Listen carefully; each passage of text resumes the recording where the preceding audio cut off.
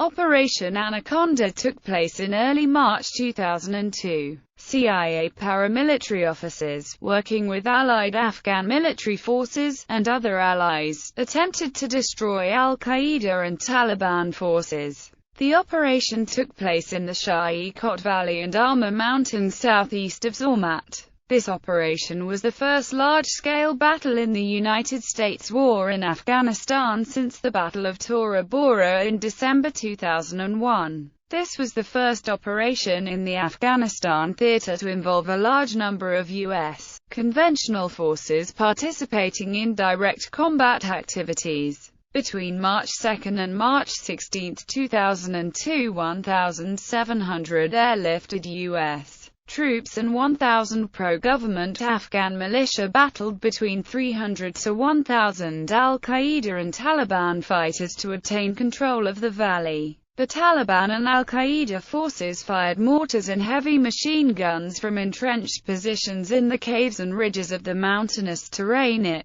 U.S. forces attempting to secure the area. Afghan Taliban commander Maulavi Saifur Rahman Mansour later led Taliban reinforcements to join the battle. U.S. forces had estimated the strength of the rebels in the Shah-e-Kot Valley at 150 to 200, but later information suggested the actual strength was of 500 to 1,000 fighters. The U.S. forces estimated they had killed at least 500 fighters over the duration of the battle. However, journalists later noted that only 23 bodies were found, and critics suggested that after a couple days, the operation was more driven by media obsession than military necessity. Background: in early 2002, increasing signals on human intelligence indicated a strong presence of Taliban and al-Qaeda fighters in the Shah-e-Kot Valley. Approximately 150 to 200 fighters were believed to be wintering and possibly preparing for a spring offensive in the valley. The signal intelligence also raised the possibility that high-value targets were present in the valley, among which were Jalaluddin Haqqani and Saif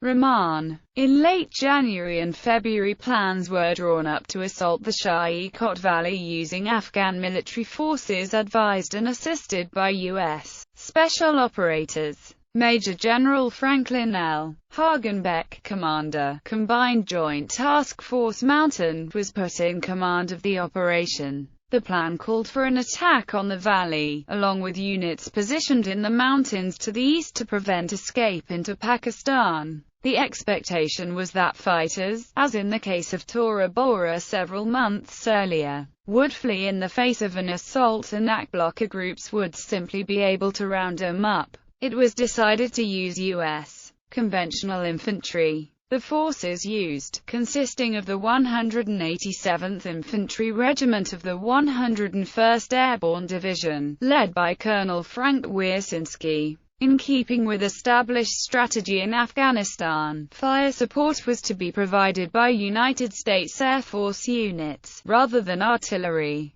Further air support was provided by U.S. Navy units and French Air Force Mirage 2000Es. The amount of conventional assets allowed in Afghanistan was limited by United States Central Command and civilian defense leadership. The final plan foresaw two major forces, TF Hammer and TF Anvil. TF Hammer consisted of AMF and special operators as the primary effort to assault the Shah-e-Kot Valley. TF Anvil consisted of TF Raksan and the 1-87 to set up blocking positions and prevent enemy forces from escaping. Special operations teams from the Advanced Force Operations Detachment, led by Lieutenant Colonel Pete Blaber, were to provide on-location reconnaissance in the Shah-e-Kot Valley for the operation. The Afghans had successfully defeated the Soviet Army twice in this valley, and were expecting events to pan out in a similar fashion.